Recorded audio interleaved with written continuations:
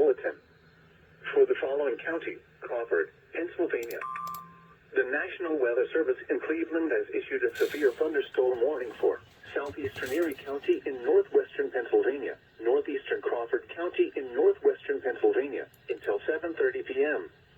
At 6:52 p.m., a severe thunderstorm was located near Meadville, moving northeast at 35 miles per hour. Hazard, 60 miles per hour wind gusts and quarter-size hail. Source, radar indicated. Impact, minor damage to vehicles is possible. Expect damage to trees and power lines.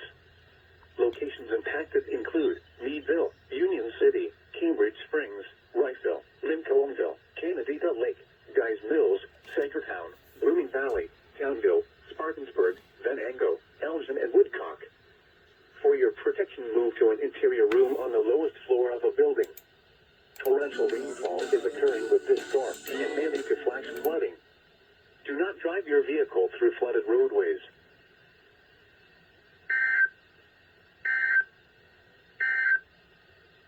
The forecast for west central Pennsylvania. Severe thunderstorm watch 301 in effect until 10 p.m. this evening. For tonight, a chance of showers and thunder.